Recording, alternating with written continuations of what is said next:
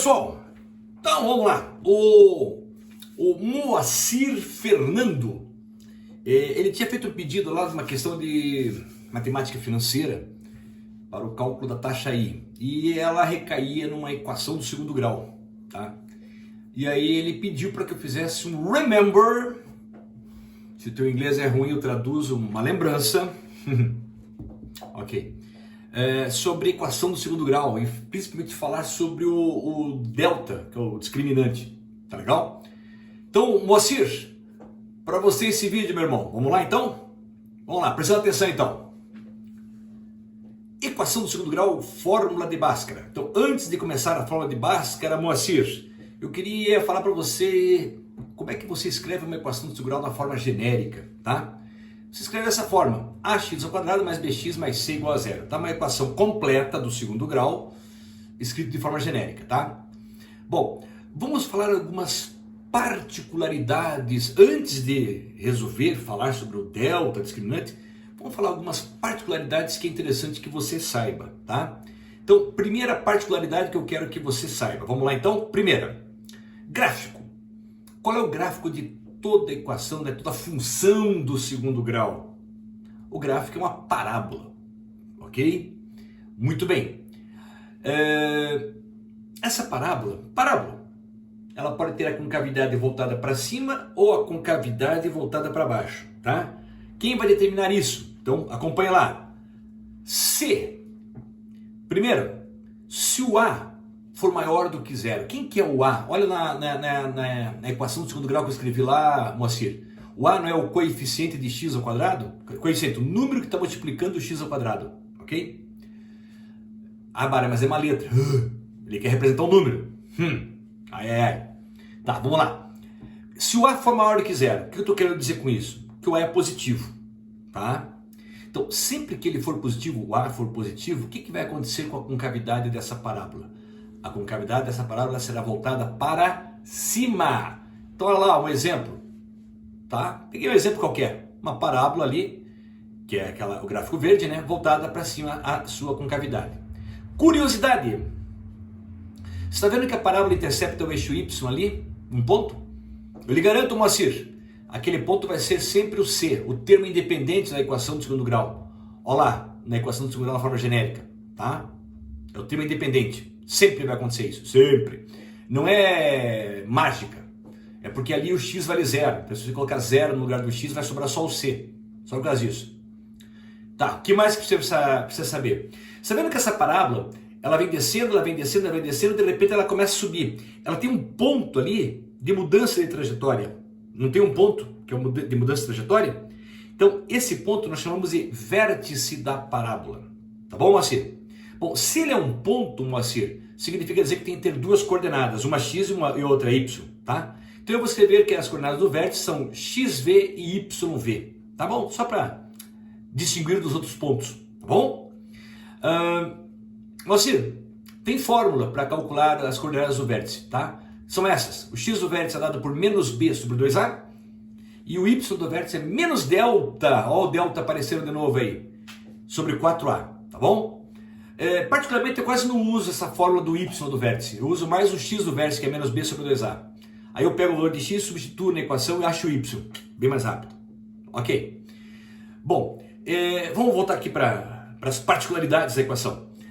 Eu fiz para o A, então, o coeficiente de x ao quadrado positivo, com cavidade voltada para cima. E se o A for negativo? Olha lá, menor do que zero, portanto, tá? A concavidade da parábola será voltada para baixo. Então vai ficar assim o gráfico, olha lá, ó, voltada para baixo, tá?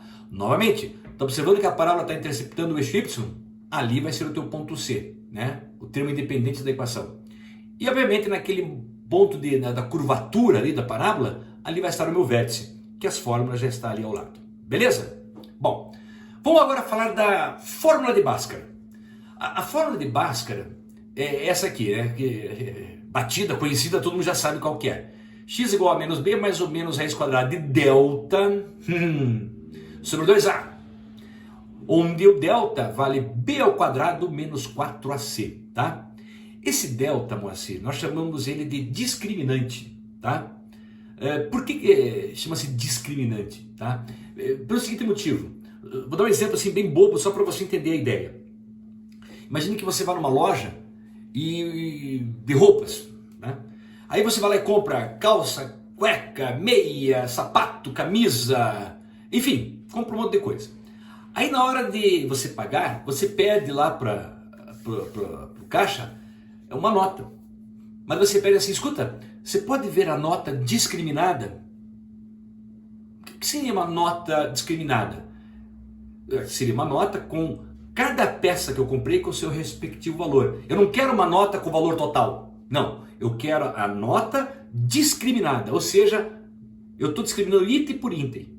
Então, esse delta nós chamamos de discriminante. Por quê? Porque ele vai me dizer item por item o que vai acontecer com as minhas raízes. Ela dá informação sobre as raízes da equação do segundo grau, tá? Raízes, Moacir? O que é uma raiz ou as raízes de uma equação? Então, olha lá, raízes, tá? É onde o gráfico, nesse caso a parábola, corta, intercepta o eixo x, tá? Então, veja, isso estou falando para a equação do segundo grau, mas se você pegar uma equação do terceiro, quarto, quinto grau, que daí vão ter mais raízes, tá? Entenda uma coisa, Moacir, no sistema de coordenadas cartesianas, aonde o gráfico cortar ou interceptar o eixo x, ali estarão as minhas raízes, tá? Então, quer ver? Eu vou falar uma coisa idiota, por favor, me perdoe. Raiz, onde o gráfico corta o eixo x. Horrível? Foi só para rimar. Raiz, eixo x. Grave assim, tá bom? Então, raiz é onde corta o eixo x. Pronto. Bom, se você então entendeu essa parte, vamos fazer o seguinte. Vamos fazer então, descobrir como é que esse delta pode se portar. Delta é um número, tá? Então, vamos fazer o seguinte, vamos imaginar as possibilidades que esse delta, que é um número, pode vir a aparecer. Bom, se ele é um número, ele só tem 3 possibilidades para ele aparecer, Moacir. Sim, ou ele é positivo, ou ele é igual a zero, ou ele é negativo. Não tem outra possibilidade. Então vamos imaginar o seguinte, delta maior do que zero, ou seja, positivo, tá?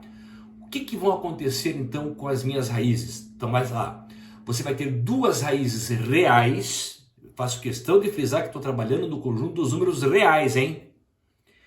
E diferentes. Aquele S no final é só para dizer diferentes, plural. Tá fogo hoje, eu sei.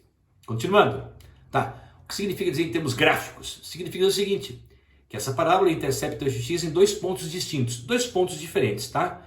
Então, para você imaginar graficamente o que está acontecendo, então lá, ó, imagine um gráfico de uma parábola, né? Desse jeito, e você está notando que esse gráfico está interceptando o eixo x, olha lá, em 2 pontos, que eu estou chamando de x índice 1 e x índice 2, ou seja, as minhas 2 raízes, tá? São 2 raízes diferentes, delta maior que zero.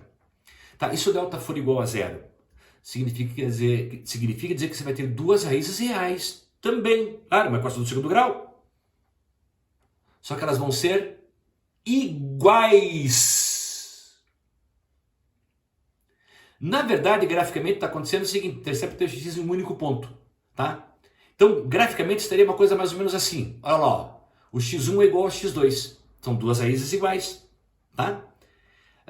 Sempre que um gráfico, não precisa ser só a parábola, tá, Moacir? Quando você vê que ela tangencia o eixo x, ali naquele ponto de tangência você conta 2 raízes, sempre, não importa que equação de que grau seja, ok? Tá. E por último, o delta pode ser menor do que zero, ou seja, negativo. O que vai acontecer? Olha lá, aquele símbolo ali, aquele E com um risco, significa dizer não existe raízes reais. Você notou que em todos eu fiz questão de frisar raízes o quê, Moacir? Reais? Porque depois você vai aprender que no conjunto dos números complexos, que é uma ampliação dos reais, a raiz negativa vai existir.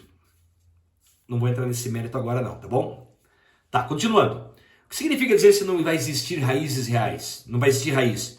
Se raiz é onde o gráfico corta o eixo x, então significa dizer que ela não intercepta o eixo x, não vai ter raiz, tá? Graficamente seria uma coisa mais ou menos assim, ó. Tá vendo? Eu não sei se você observou nesses 3 exemplos que eu dei, Eu coloquei todos a parábola com cavidade voltada para onde, Moacir? Para cima? Então olha lá, ó, significa dizer que em todos eu estou pegando o A maior que zero.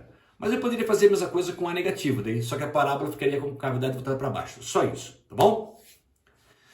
Bom, Moacir, primeiro vídeo então falando sobre as particularidades de uma equação de segundo grau, feito. Vou para um segundo vídeo agora para fazer exemplos, tá bom?